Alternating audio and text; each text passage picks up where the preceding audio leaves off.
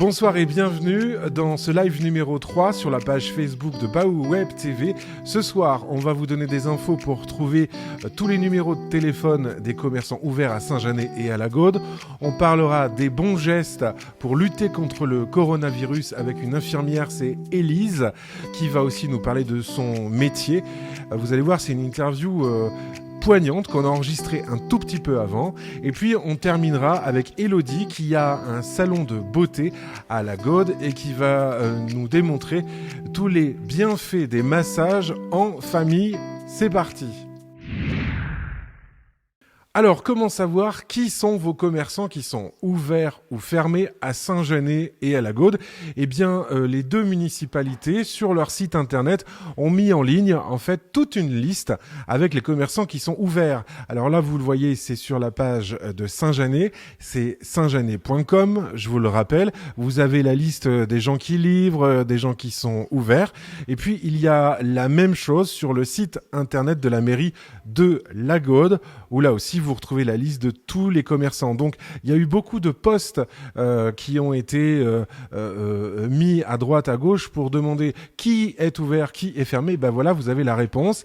C'est lagaude.fr pour la Gaude et saintjanet.com pour Saint-Janet, donc les commerçants de Saint-Janet. Faites-vous les bons gestes ? Est-ce que vous vous lavez bien les mains à la maison ? Est-ce que ces gestes barrières, vous les maîtrisez ? Eh bien, on va être avec Élise tout de suite. Bonjour Élise. Bonjour, bonjour. Alors Élise, vous êtes infirmière. On va se tutoyer au téléphone. Hein. Et tu voulais nous rappeler un petit peu quels étaient les bons gestes, comment on utilise du gel hydroalcoolique, quand est-ce qu'il faut l'utiliser. Et je pense que, écoutez bien, vous êtes nombreux à ne pas faire les bonnes choses. Et je te donne la parole, Élise. Alors, bonjour à tous. Effectivement, dans cette crise sanitaire actuelle, on s'aperçoit qu'en fait, des gestes barrières très simples doivent et peuvent être adoptés pour limiter au maximum la transmission. Or, en tant qu'infirmière, quand j'arrive parfois chez mes patients, je me rends compte que des gestes simples qui paraissent effectivement anodins ne sont pourtant pas très bien maîtrisés. D'où l'importance, je pense, de vous rappeler quelques petits gestes barrières, à savoir que le lavage des mains que vous apprenez depuis tout petit s'effectue de deux façons. La première des façons, c'est la façon la plus classique que l'on maîtrise tous en théorie. C'est le lavage des mains à l'eau et au savon à la maison. Ça veut dire qu'à la maison, en fait, on utilise l'eau, le savon, mais le gel hydroalcoolique, ça sert à rien en fait ? Alors, concrètement, le gel hydroalcoolique à la maison n'est pas utile pour les personnes qui ne sont pas soignantes. Nous, en tant qu'intervenants à domicile, effectivement, le lavage de mains simple à l'eau et au savon n'est qu'une anticipation finalement du lavage hydroalcoolique qui va nous permettre, lui, de créer un lavage antiseptique lors des soins infirmiers.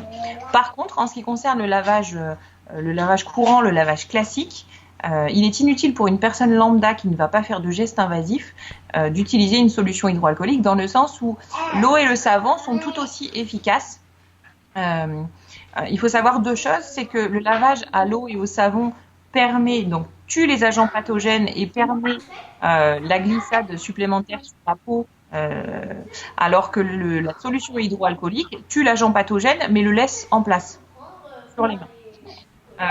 Du coup, on considère, et vu la pénurie actuelle, je pense que c'est bien vraiment de l'intégrer, que la solution hydroalcoolique n'est finalement utile qu'en utilisation entre guillemets extérieure, en lieu commun et en lieu collectif, dans les transports en commun, mais vraiment inutile à la maison. Il y a autre chose également, on discutait tout à l'heure au téléphone, et je pense que là, ça va tous vous intéresser, vous qui êtes de l'autre côté de votre smartphone, car on fait tous une grosse erreur quand on met des gants, quand on va au supermarché. Eh ben, il y a un geste, on fait l'erreur. Quelle est cette erreur, Élise ? Je me suis aperçue la dernière fois, effectivement, en allant à Carrefour, que certaines personnes essayaient au maximum, et c'était très bien, d'adopter des gestes barrières en apposant sur leurs mains, du coup, des gants pour éviter le manuportage des agents pathogènes. Par contre, donc c'est très bien. Par contre, je me suis aperçue qu'arrivé en caisse, même dans les allées centrales des magasins, les gens utilisaient leur smartphone, qu'ils replaçaient systématiquement dans leur poche. Je me suis aussi rendu compte qu'au moment de payer à la caisse, les gens avec les mêmes gants qui avaient éventuellement touché des surfaces diverses et variées, donc potentiellement infectées, attrapaient leur carte bancaire dans leur portefeuille avec ces mêmes gants. Donc, nous, en tant que soignants, c'est vrai qu'on a adopté un automatisme réflexe par rapport à l'hygiène. Et en fait, on ne réfléchit plus, on a une logique de soins et qui est aussi valable dans la vie personnelle que dans la vie professionnelle, à savoir différencier le propre du sale.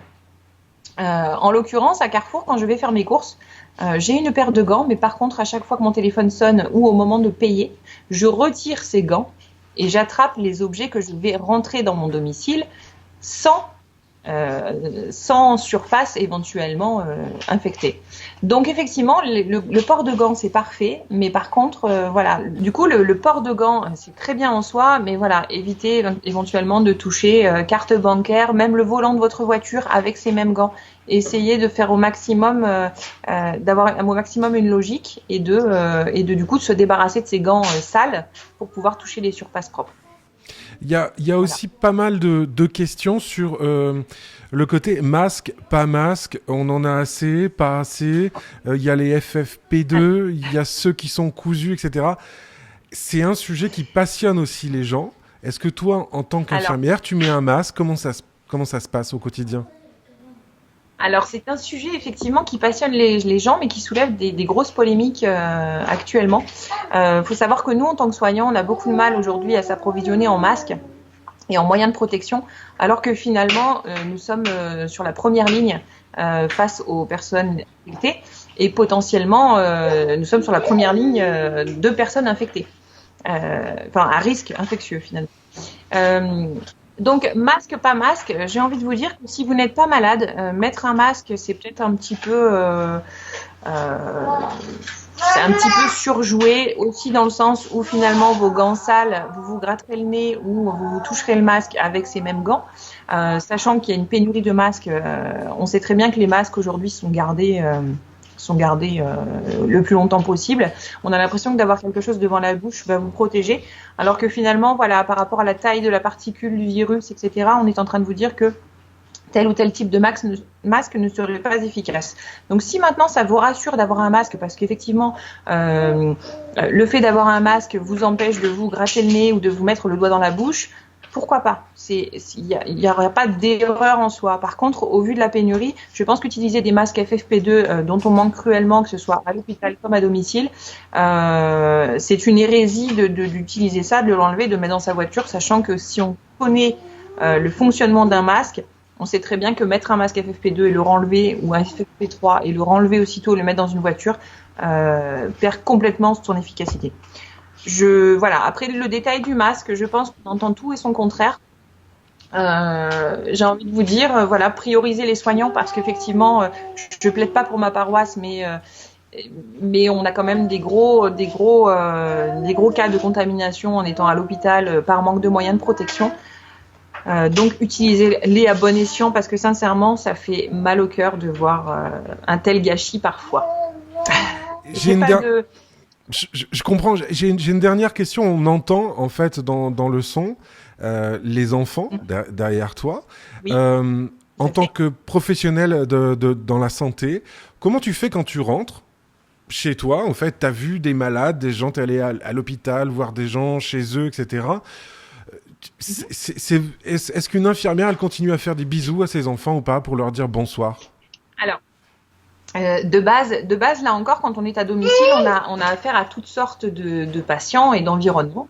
De base, je vais vous dire que quand je rentre chez moi, la première chose que je fais, c'est de me laver les mains et de filer dans ma douche. Donc je salue comme vous et moi aujourd'hui mes enfants de loin, puisqu'on est censé aujourd'hui entre guillemets, prendre des distances avec les salutations, etc. Je rentre chez moi et je rentre dans ma douche. Actuellement, par rapport au risque de contamination qui est quand même très accru, je me suis créé ce qu'on appelle comme un sas de décontamination, à savoir que finalement, avant de rentrer chez moi, je me mets en culotte, en chaussettes, en soutien-gorge et je file à la douche, partant de pluie, de neige ou de soleil. Voilà. D'accord. Parce qu'on sait qu'il y a une contamination sur les tissus qui reste quand même plusieurs temps et que finalement mon fils de 18 mois ne va pas s'empêcher de me courir dans les jambes que j'ai une tenue contaminée ou pas. Donc je prends le plus de précautions possible. Eh ben Élise, en tout cas, merci beaucoup pour toutes ces informations parce que on a appris plein de choses. Tu nous as redonné un petit peu les bons gestes. Un dernier conseil avant de se quitter? Prenez soin de vous, tout simplement. Et merci pour cette cette petite remise à niveau. Bon ben non, merci à toi.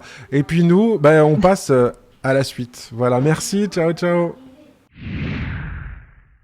Et puis avant de passer au massage, comme je vous le disais, une petite image, regardez, ça c'est Céline de l'atelier de Céline à la Gaude qui, elle, coud des masques en tissu.